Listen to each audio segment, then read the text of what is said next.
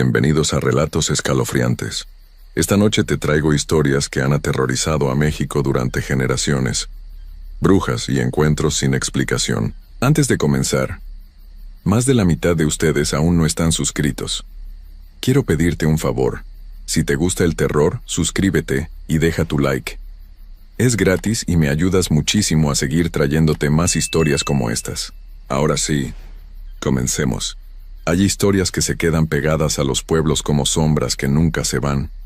Historias que la gente repite en voz baja, que los abuelos cuentan a los nietos como advertencia, que los viajeros escuchan cuando llegan a ciertos lugares y sienten que el aire pesa diferente. Esta es una de esas historias. Una historia real que sucedió en Guanajuato, en un lugar donde todavía hoy, si caminas de noche por la carretera correcta, puedes escuchar algo que te hará correr sin mirar atrás. Lo que le pasó a Fermín, un hombre de Dolores Hidalgo que nunca creyó en estas cosas hasta que fue demasiado tarde, es la prueba de que hay cosas en este mundo que no podemos explicar, que no podemos controlar, y que definitivamente no podemos escapar una vez que nos encuentran. Fermín nació y creció en Dolores Hidalgo, Guanajuato. Era un hombre práctico, de esos que creen solo en lo que pueden tocar y ver. Trabajaba como transportista, llevando mercancía de un pueblo a otro por las carreteras del Bajío. Conocía cada camino, cada curva, cada pueblo perdido entre las montañas. Durante 30 años había manejado de día y de noche sin ningún problema, sin ningún miedo. Para Fermín, las leyendas eran cosas de gente ignorante, historias inventadas para asustar niños o para explicar lo que no entendían. Cuando sus compañeros le hablaban de La Llorona, él se reía y les decía que eran tonterías, que él había pasado 1000 veces por lugares supuestamente embrujados y nunca había visto nada.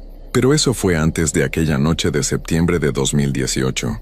Todo comenzó cuando Fermín aceptó un trabajo que normalmente habría rechazado. Tenía que llevar una carga de San Luis de la Paz a Guanajuato capital, y el cliente necesitaba que la entrega se hiciera antes del amanecer del día siguiente. El pago era bueno, el doble de lo normal, así que Fermín aceptó a pesar de que eso significaba manejar toda la noche por la carretera que pasaba cerca de la hacienda Siete Reales. Esa hacienda tenía mala fama desde hacía más de 150 años. La gente del pueblo evitaba pasar por ahí de noche. Decían que era el lugar donde descansaba La Llorona, que sus restos estaban enterrados en una cripta de piedra que habían construido los pobladores en 1913 para intentar calmar su espíritu atormentado. Fermín había escuchado las historias toda su vida.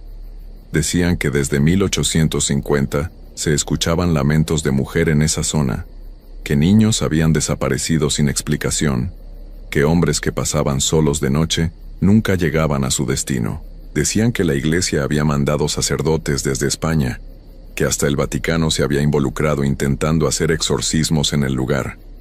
Decían que habían construido una cruz enorme de piedra en el Cerro del Calvario para proteger la zona, pero que un rayo la había partido durante una tormenta.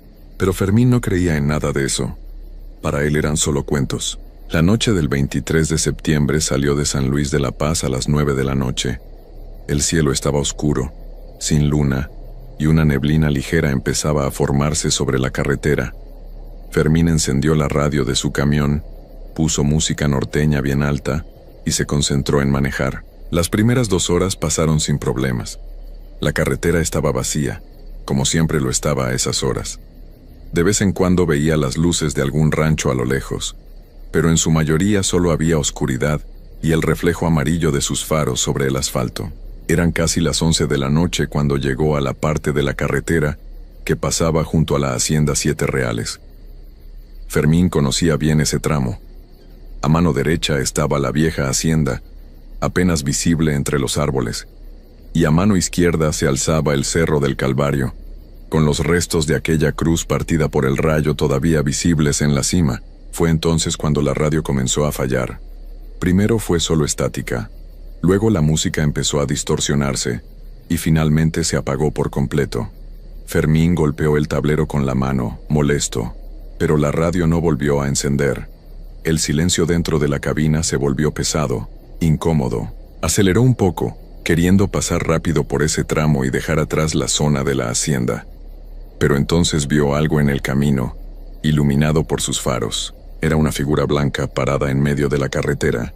Fermín pisó el freno instintivamente, y el camión se detuvo con un chirrido de llantas a unos 20 metros de la figura. Su corazón latía rápido. Durante unos segundos no pudo moverse, solo mirar. La figura era una mujer vestida completamente de blanco. Su ropa parecía flotar alrededor de su cuerpo aunque no había viento. Tenía el cabello largo y negro que le cubría casi todo el rostro.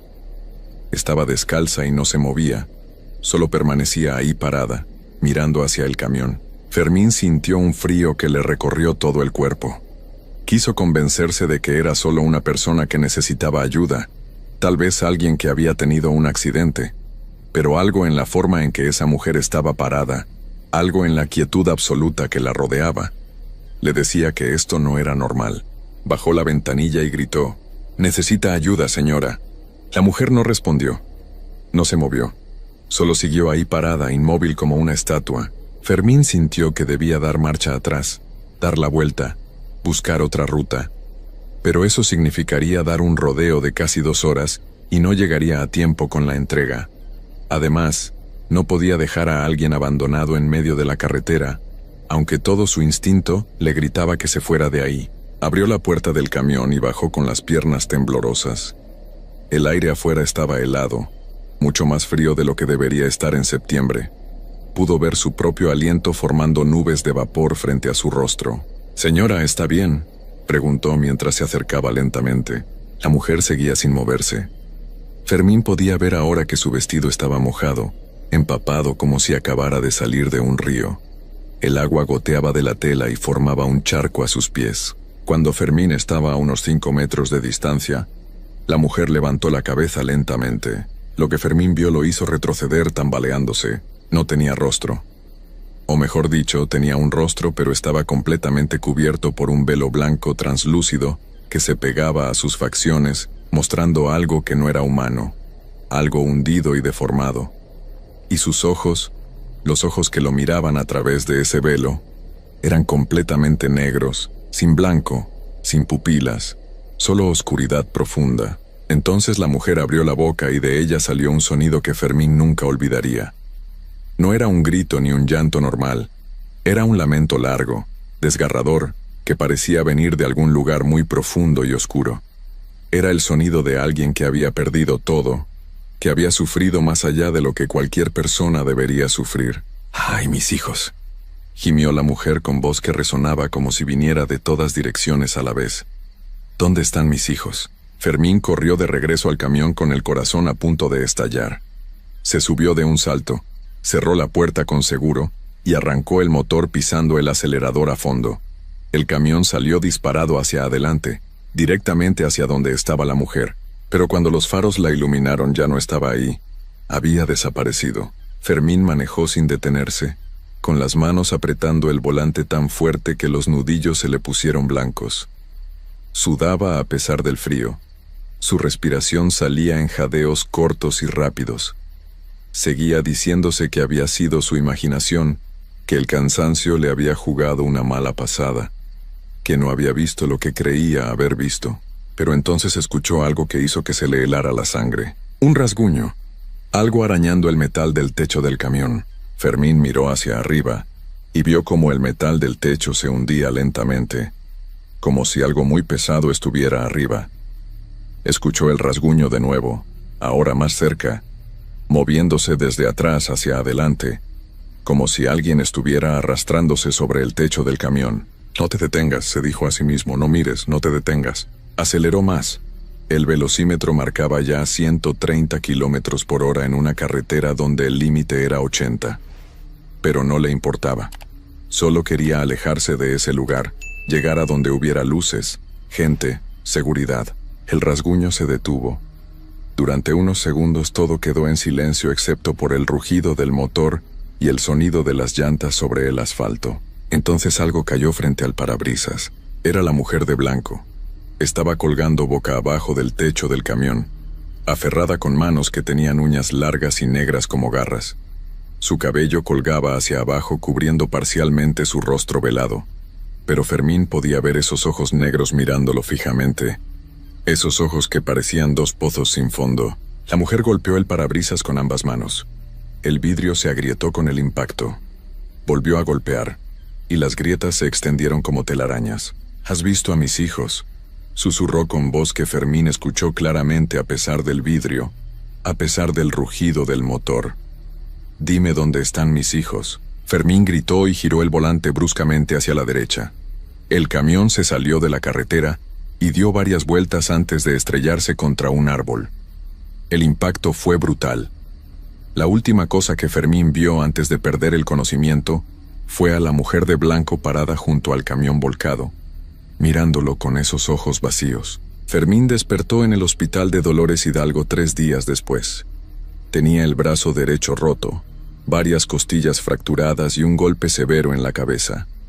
Los doctores le dijeron que había tenido suerte de estar vivo, que según las marcas en el camino había volado por los aires antes de estrellarse. La policía vino a interrogarlo. Querían saber qué había pasado, por qué se había salido de la carretera. Fermín intentó contarles sobre la mujer de blanco, sobre el lamento, sobre cómo ella se había colgado del techo del camión, pero las palabras sonaban locas incluso para él mismo. Los policías intercambiaron miradas. Uno de ellos, un hombre mayor llamado Don Esteban que llevaba 30 años en el cuerpo, se sentó en la silla junto a la cama de Fermín y le dijo en voz baja: «Te accidentaste cerca de la hacienda Siete Reales, ¿verdad?». Fermín asintió. «No eres el primero», continuó Don Esteban, «y probablemente no serás el último. Esa mujer, la que viste, ha estado ahí desde hace más de 150 años, desde 1850, según los registros más antiguos». «Pero eso es imposible», murmuró Fermín. Don Esteban se encogió de hombros. «Imposible o no, ahí está. Yo mismo la he visto 2 veces en mi vida. La primera vez tenía 25 años y pasaba en patrulla por ahí de noche. La segunda fue hace 10 años. Ambas veces tuve suerte de poder alejarme. Otros no han tenido tanta suerte». «¿Qué le pasó a los otros?», preguntó Fermín, aunque no estaba seguro de querer saber la respuesta. «Algunos desaparecieron. Otros aparecieron días después en el río que pasa cerca de la hacienda. Siempre con la misma expresión en el rostro, como si hubieran visto algo que les rompió la mente antes de que dejaran de respirar». Fermín sintió náuseas. «¿Por qué sigue ahí? ¿Por qué no hace algo alguien?». Don Esteban suspiró. «Se ha intentado de todo. Los pobladores construyeron su tumba en 1913, contrataron sacerdotes, hicieron bendiciones, pusieron cruces. Durante un tiempo parecía funcionar, pero en 1963 cayó un rayo que destruyó la cruz principal y desde entonces ella ha vuelto con más fuerza. Hay quien dice que el Vaticano mandó gente a hacer exorcismos, pero nada ha servido. Ella sigue buscando a sus hijos y seguirá buscándolos por siempre». «¿Qué pasó con sus hijos?», preguntó Fermín. Don Esteban se quedó callado por un momento antes de responder. «Nadie lo sabe con certeza. La versión que más se cuenta es que era una mujer que vivía en la hacienda allá por 1850. Se enamoró de un hombre que la usó y luego la abandonó por otra. Llena de dolor y rabia, tomó a sus 3 hijos y los llevó al arroyo que pasa detrás de la hacienda. Los dejó ir en el agua durante una noche de tormenta. Cuando se dio cuenta de lo que había hecho, intentó encontrarlos, pero la corriente se los había llevado muy lejos. Se ató a una carreta y se tiró al barranco, pero su sufrimiento fue tan grande que su alma no pudo descansar.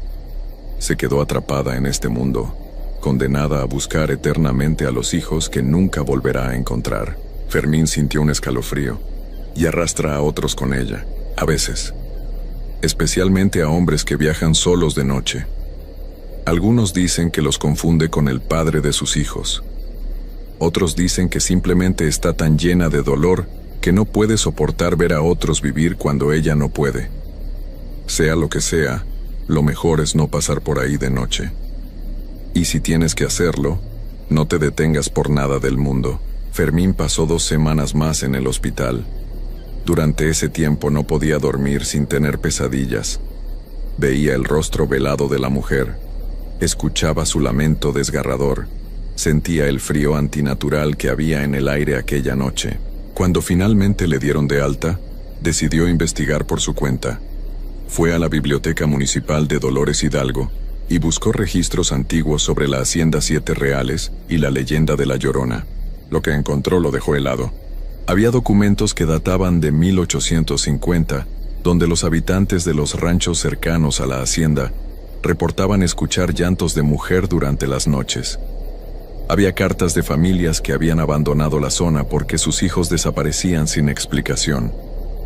Había reportes de hombres encontrados sin vida cerca del arroyo, siempre con la misma expresión de terror absoluto en sus rostros. En 1913, después de que una familia completa desapareciera en una sola noche, los pobladores se organizaron y juntaron dinero para construir una cripta de piedra.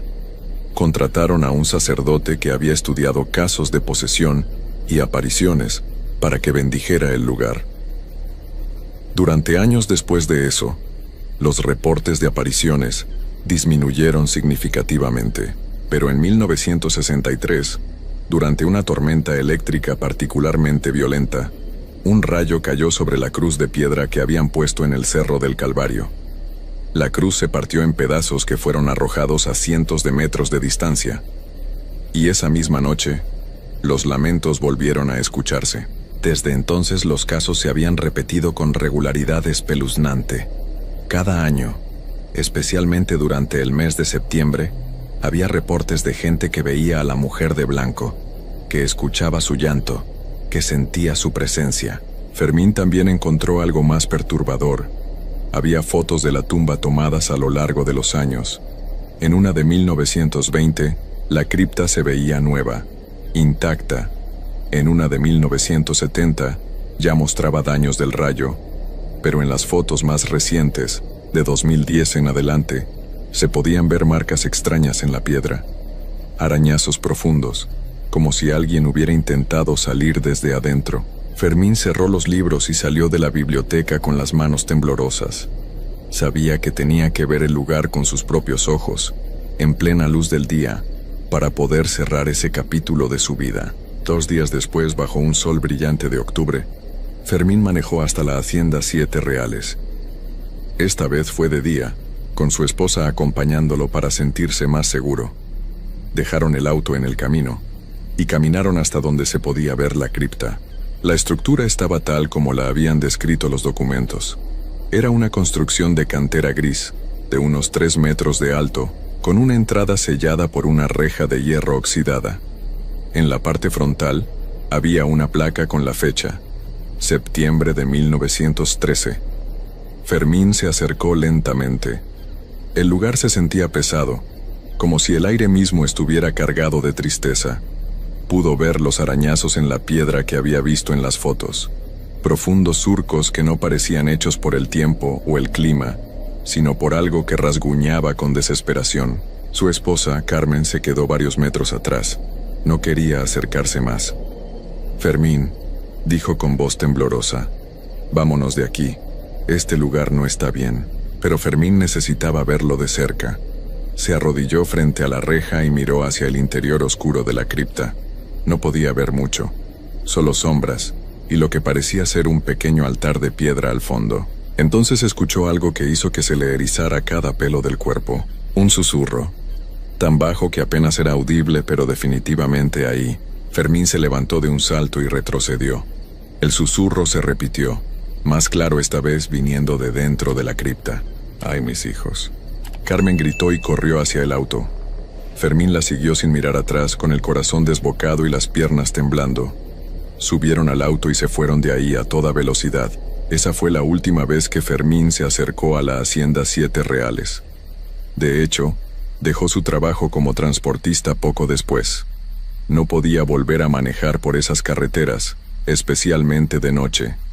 El miedo se había metido tan profundo en sus huesos que no había forma de sacarlo, pero lo peor no fue eso. Lo peor fue que a partir de esa visita a la cripta, Fermín comenzó a escuchar cosas. Al principio era solo cuando estaba solo y en silencio. Un susurro lejano, como un eco de ese lamento que había escuchado aquella noche. Luego comenzó a escucharlo incluso cuando había ruido alrededor. Una voz de mujer que parecía llamarlo desde muy lejos. «Ay, mis hijos, ¿dónde están mis hijos?» Fermín visitó doctores, psicólogos, incluso un psiquiatra que le recetó medicamentos para la ansiedad. Nada ayudaba. El susurro seguía ahí, constante, como una canción de cuna macabra que nunca terminaba. 6 meses después del accidente, Fermín comenzó a ver cosas. Sombras en las esquinas de su visión. Una figura blanca que aparecía por un segundo y luego desaparecía. El rostro velado mirándolo desde la ventana cuando despertaba en la mitad de la noche.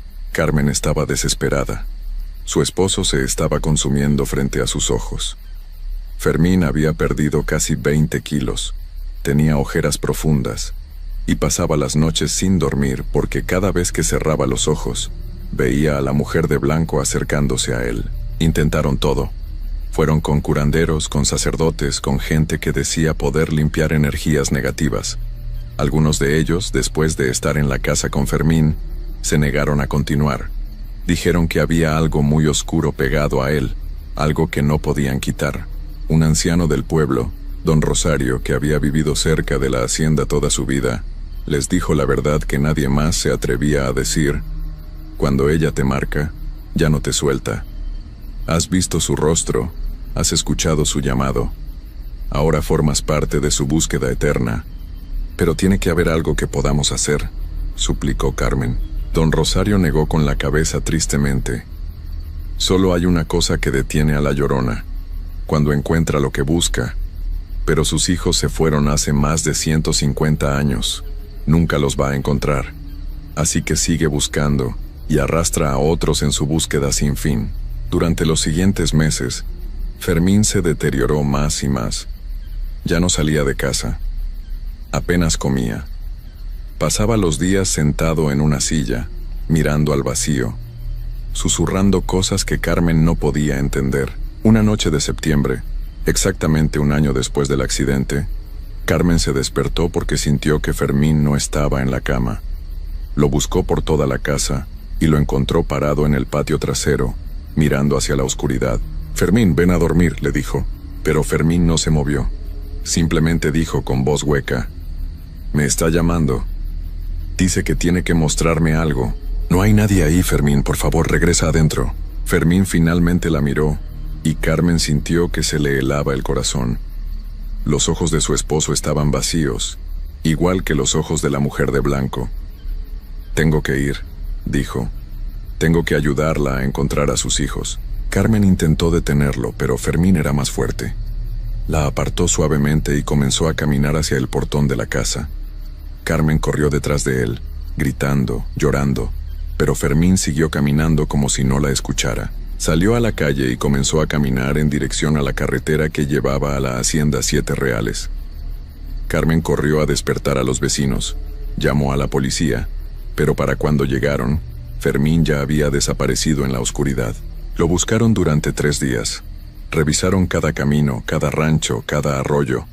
Finalmente, un grupo de búsqueda lo encontró en el río que pasa detrás de la hacienda Siete Reales. Fermín yacía en la orilla, empapado, con los ojos abiertos mirando hacia el cielo. No tenía marcas de violencia. No había señales de que hubiera luchado. Los doctores dijeron que técnicamente su corazón simplemente se había detenido, pero no podían explicar por qué. Carmen sabía la verdad. Todos en el pueblo lo sabían. La Llorona se había llevado a Fermín, igual que se había llevado a tantos otros a lo largo de los años. En el funeral, don Rosario se acercó a Carmen y le dijo en voz baja: «Él está con ella ahora, atrapado en su búsqueda, condenado a vagar eternamente buscando algo que nunca podrá encontrar». Carmen enterró a su esposo y se mudó lejos de Dolores Hidalgo. No podía quedarse en ese pueblo lleno de recuerdos y sombras. Se fue a vivir con su hermana a Ciudad de México, donde el ruido y las luces nunca se apagan, donde las leyendas parecen menos reales. Pero hay noches, especialmente en septiembre, cuando despierta con el sonido de un lamento lejano.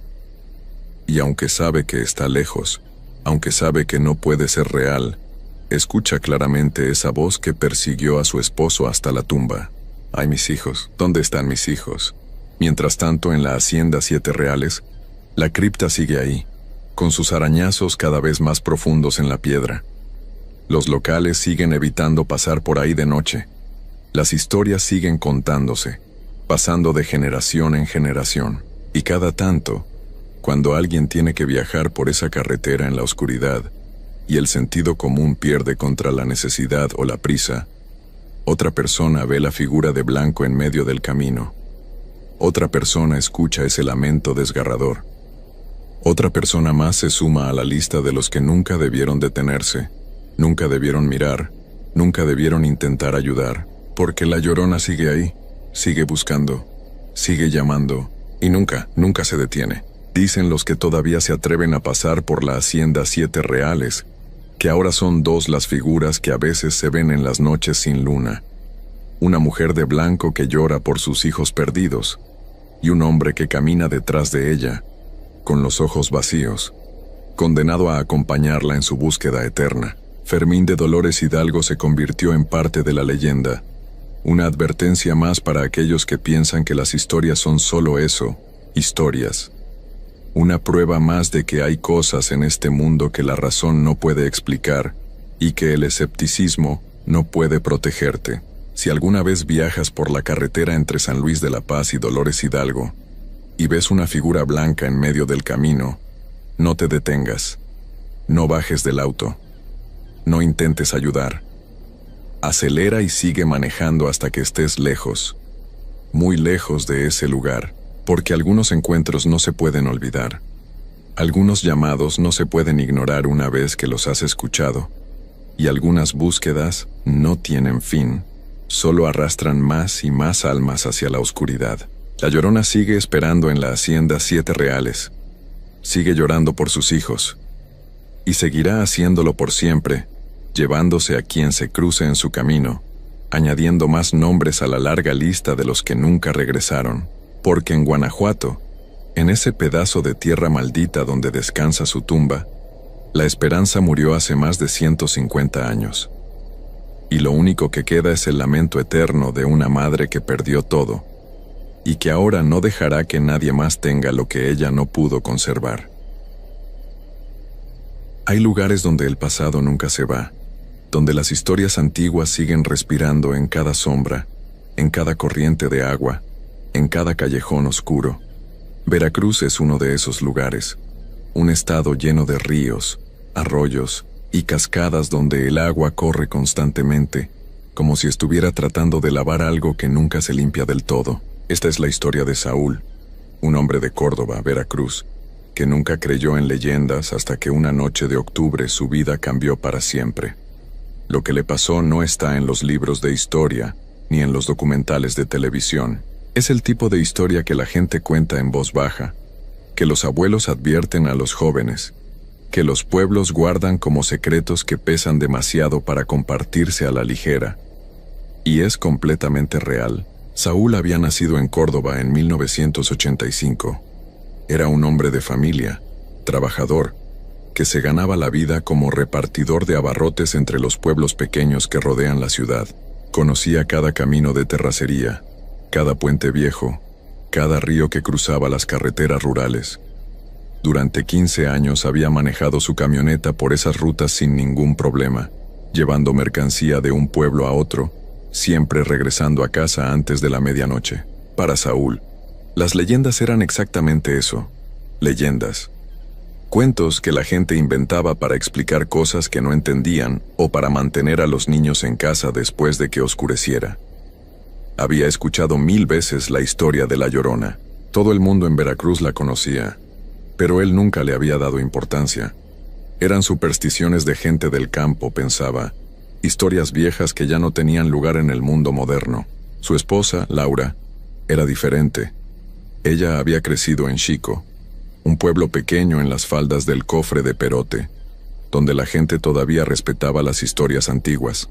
Laura le había contado muchas veces sobre la Llorona de Xico, sobre cómo sale en las orillas del pueblo entre la medianoche y la 1 de la mañana, siempre cerca del agua, siempre buscando.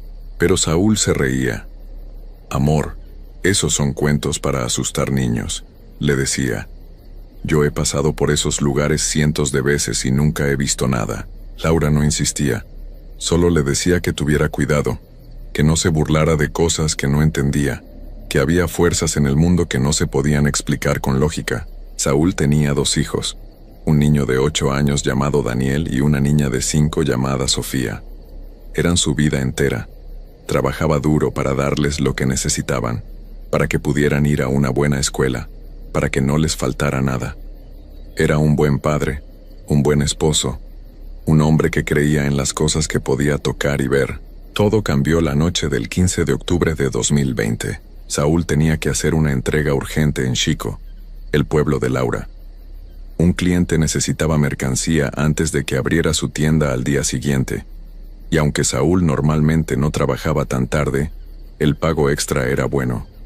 Laura le pidió que no fuera, que esperara hasta la mañana siguiente, pero Saúl necesitaba el dinero. Tenían que pagar la colegiatura de Daniel, y los gastos estaban apretados ese mes. «No te preocupes», le dijo a Laura mientras se preparaba para salir. «Voy, entrego la mercancía y regreso. Son solo 2 horas, máximo 3.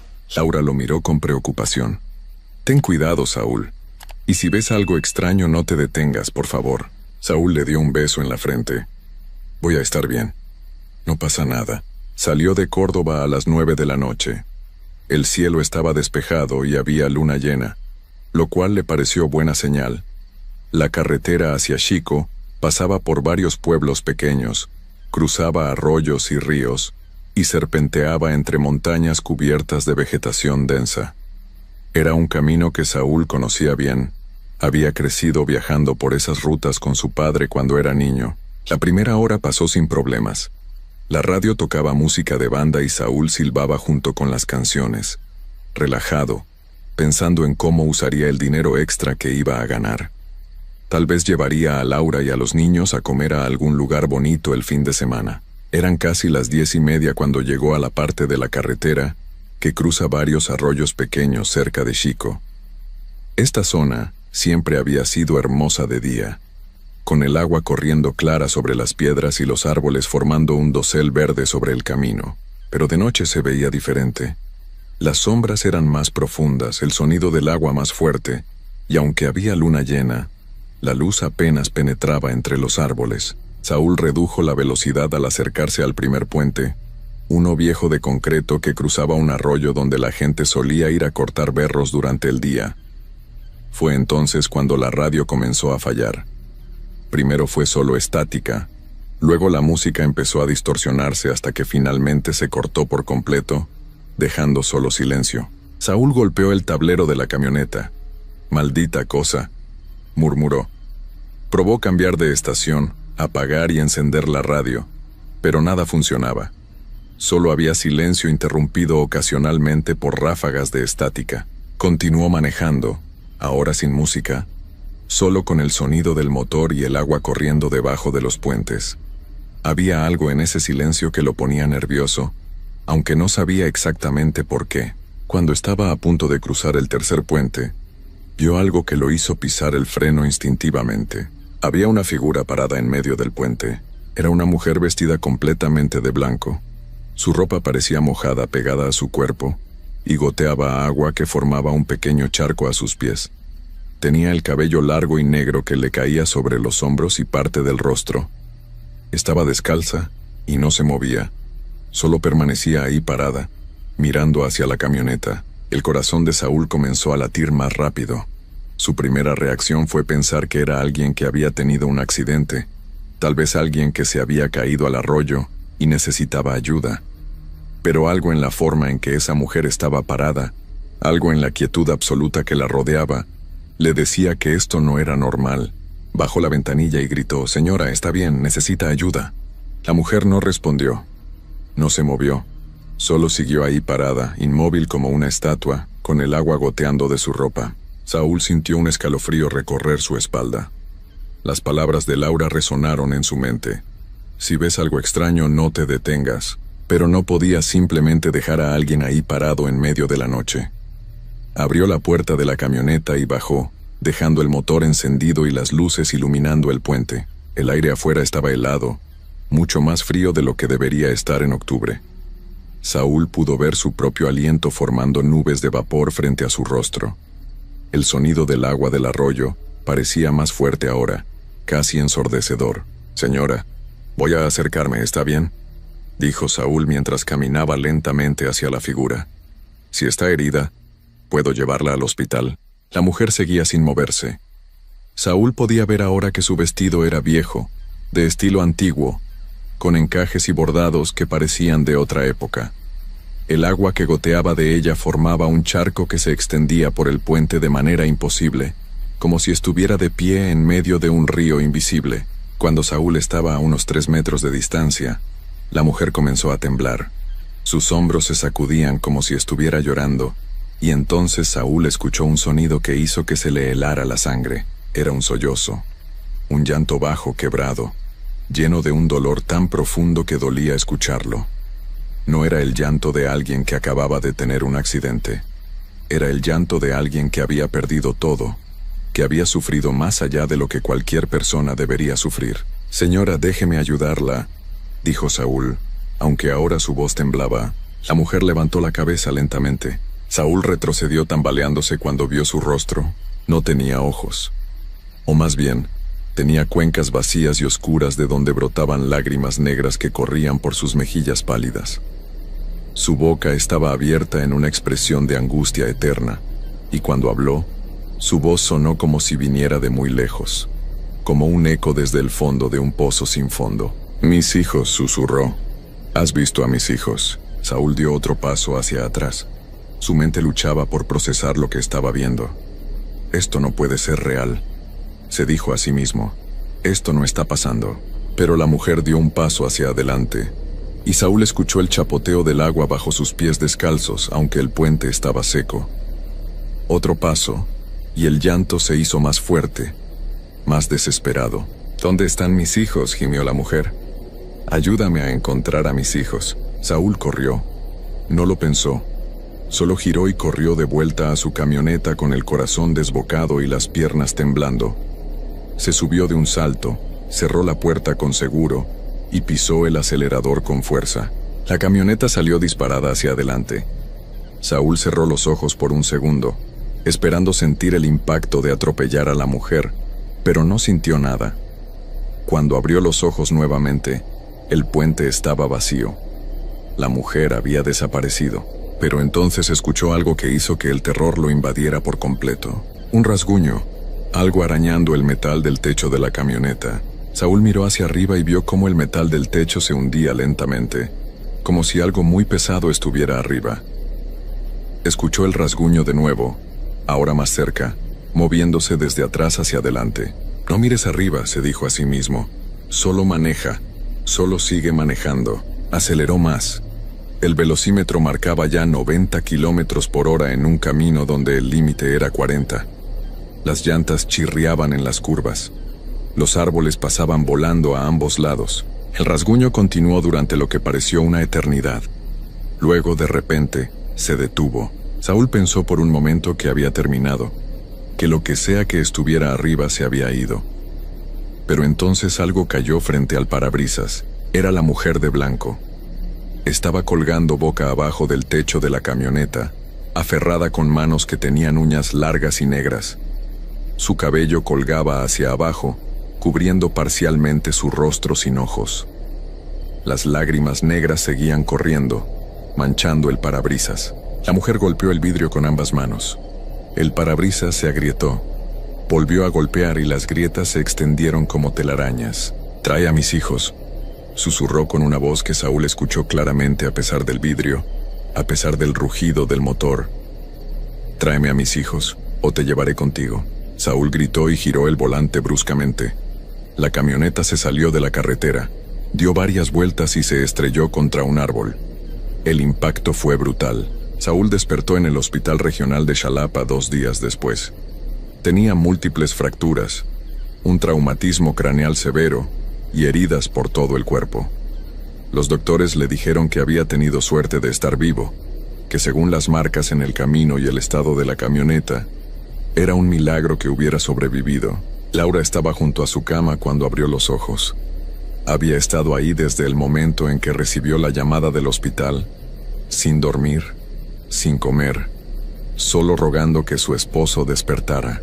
¿Qué pasó?, fue lo primero que preguntó cuando vio que Saúl abría los ojos. Saúl intentó hablar, pero su garganta estaba seca.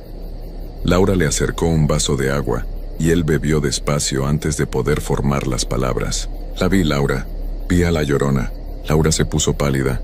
Te lo advertí, Saúl. Te dije que tuvieras cuidado. No era solo una historia, continuó Saúl con voz quebrada. Era real. Estaba ahí. Me persiguió. Se subió al techo de la camioneta. Vi su rostro. Las lágrimas comenzaron a correr por las mejillas de Saúl. Laura lo abrazó suavemente, tratando de no lastimarlo más. Ya pasó, susurró. Estás a salvo ahora. Pero Saúl negó con la cabeza. No, Laura. No pasó. Sigue ahí. La siento. Cada vez que cierro los ojos la veo. Los doctores dijeron que era trauma, que el accidente había sido severo y que era normal tener pesadillas o alucinaciones después de algo así. Le recetaron medicamentos para dormir, para la ansiedad, para el dolor, pero nada ayudaba. Saúl pasó 3 semanas en el hospital. Durante ese tiempo, cada noche escuchaba el llanto. Empezaba bajo, apenas audible, pero luego crecía hasta llenar toda la habitación. Los enfermeros decían que no escuchaban nada, que era su imaginación, pero Saúl sabía la verdad. Ella lo estaba buscando. Cuando finalmente le dieron de alta, Saúl regresó a casa con su familia. Laura había pedido a los vecinos que bendijeran la casa, que pusieran cruces en cada ventana y puerta, pero Saúl sabía que no sería suficiente. Los primeros días fueron relativamente tranquilos. Saúl pasaba el tiempo con sus hijos tratando de actuar normal, de no asustarlos. Pero Daniel, que era un niño perceptivo, notó que algo andaba mal con su papá. «Papi, ¿por qué no duermes?», preguntó una mañana durante el desayuno. Saúl intentó sonreír. «Solo estoy pensando en el trabajo, mijo, no te preocupes». Pero la verdad era que Saúl no podía dormir porque cada vez que cerraba los ojos, veía el rostro sin ojos de la Llorona mirándolo. Escuchaba su voz pidiendo por sus hijos. Una semana después de regresar a casa, las cosas empeoraron. Saúl comenzó a ver cosas. Sombras que se movían en las esquinas de su visión. Una figura blanca que aparecía por un segundo en el pasillo y luego desaparecía. El sonido de agua goteando en habitaciones donde no había agua. Laura estaba aterrada. Llamó al padre Ramírez, el sacerdote del pueblo, quien vino a bendecir la casa. El padre roció agua bendita en cada habitación, recitó oraciones, puso medallas de santos en las puertas. Pero esa misma noche, mientras la familia dormía, Saúl despertó porque sintió algo frío en su pie. Abrió los ojos lentamente y vio a la Llorona parada junto a su cama. Estaba exactamente como la recordaba. El vestido blanco empapado, el cabello negro cayendo sobre sus hombros, las cuencas vacías donde deberían estar sus ojos, las lágrimas negras corriendo por sus mejillas. «Te dije que te llevaría», susurró con esa voz que parecía venir de todas partes y de ninguna a la vez. «Si no me traes a mis hijos, me llevaré a los tuyos». Saúl gritó y se levantó de un salto. Laura despertó alarmada, encendió la luz, pero la habitación estaba vacía. Solo Saúl temblando, sudando, señalando hacia el rincón donde segundos antes había estado la Llorona. «Estaba aquí», jadeó. «La vi. Amenazó a nuestros hijos». Laura abrazó a su esposo mientras él lloraba. «Tenemos que hacer algo», dijo. «No podemos seguir así». Al día siguiente fueron a ver a doña Remedios, una curandera del pueblo que tenía fama de poder ayudar con este tipo de situaciones. La anciana vivía en una casa pequeña en las afueras de Córdoba, rodeada de plantas medicinales y velas de todos los colores. Cuando Saúl le contó lo que había pasado, doña Remedios negó con la cabeza tristemente. «La Llorona es un espíritu muy poderoso», dijo. «No es como otros fantasmas que puedes alejar con oraciones o agua bendita. Ella está atada a este mundo por un dolor tan profundo que nada puede romperlo». «Pero tiene que haber algo que podamos hacer», suplicó Laura. «Por favor». Doña Remedios los miró con ojos cansados. «Hay algo, una sola cosa que podría funcionar. Tienen que darle lo que busca». «¿Sus hijos?», preguntó Saúl. «Pero eso es imposible. Sus hijos desaparecieron hace cientos de años. No tiene que ser literalmente sus hijos», explicó doña Remedios. «Tiene que ser una ofrenda de vida, algo que represente lo que perdió. Algunos dicen que ofrendas de ropa de niños, juguetes, cosas que pertenecían a los pequeños pueden calmarla. Pero tiene que hacerse en el lugar donde ella se aparece, en el agua donde perdió a sus hijos». Saúl y Laura volvieron a casa con el corazón pesado. Esa noche prepararon una caja con ropa vieja de cuando Daniel y Sofía eran bebés, algunos juguetes, una manta que Laura había tejido antes de que naciera Daniel. Era todo lo que podían ofrecer. A la medianoche, Saúl regresó solo al puente donde había visto a la Llorona por primera vez. Laura le había rogado que no fuera, que esperaran hasta el día siguiente, pero Saúl sabía que no podía esperar más. Tenía que terminar con esto antes de que ella cumpliera su amenaza.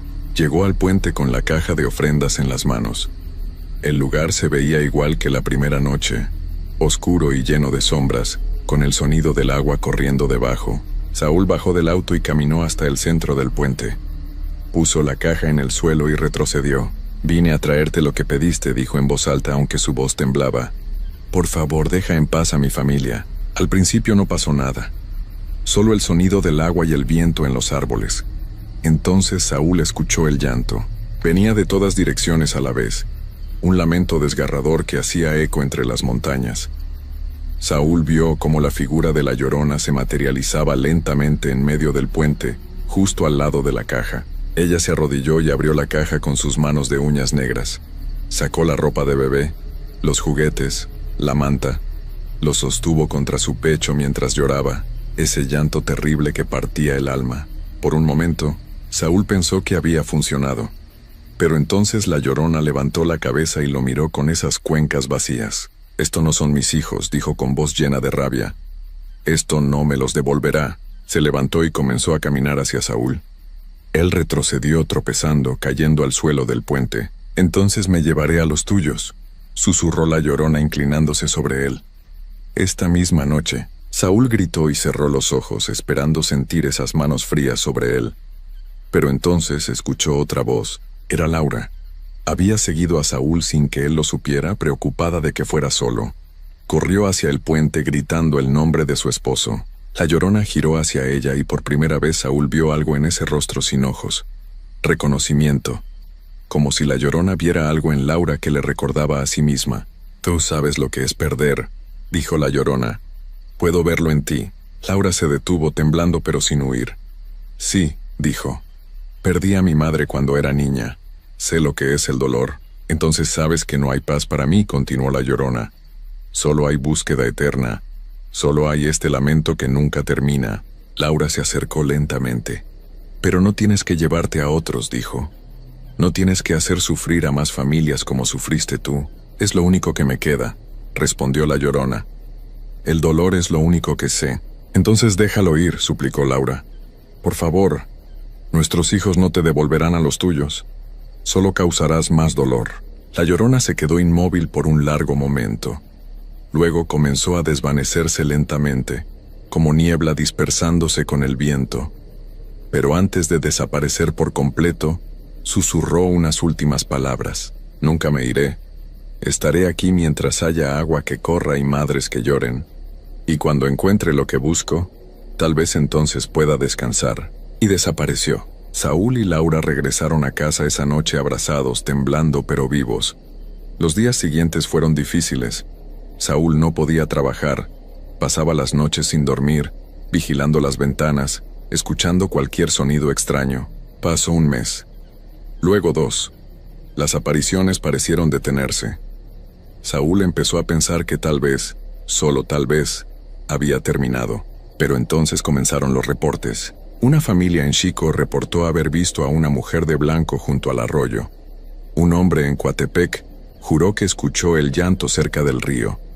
Una madre en Xalapa dijo que despertó en medio de la noche y vio una figura mojada parada junto a la cuna de su bebé. Saúl se dio cuenta de la horrible verdad. La Llorona no se había ido, solo se había movido. Estaba buscando en otros lugares, acechando a otras familias. Continuando su búsqueda eterna, 3 meses después del encuentro en el puente, Saúl despertó una noche porque escuchó a Sofía llorar. Se levantó de la cama y fue hacia la habitación de su hija. La puerta estaba abierta, aunque Laura siempre la cerraba antes de dormir. Cuando entró a la habitación, su corazón casi se detiene. La Llorona estaba parada junto a la cama de Sofía, mirando a la niña dormir. Sus manos extendidas como si estuviera a punto de tocarla. «Aléjate de ella», gritó Saúl. La Llorona giró lentamente hacia él. «Te dije que volvería», susurró.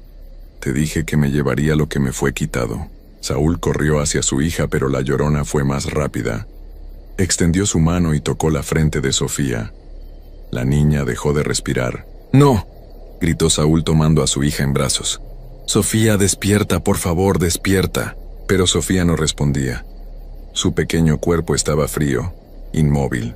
Laura entró corriendo a la habitación al escuchar los gritos. Cuando vio a Saúl sosteniendo a Sofía, se derrumbó. Llamaron a la ambulancia, pero los paramédicos no pudieron hacer nada.